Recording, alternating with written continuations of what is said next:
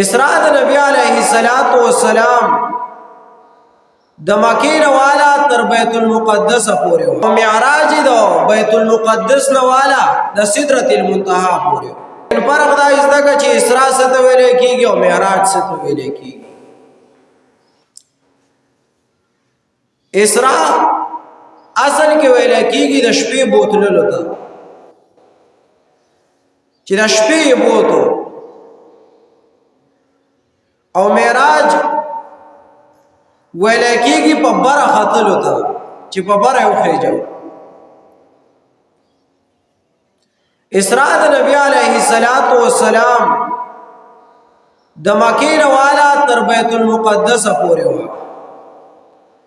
او معراج د بیت المقدس نه والا د سدرۃ المنتهى پورې.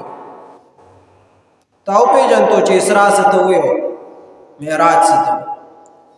اسراء تللی د شپې په ځمکه باندې په سورلی باندې یاس،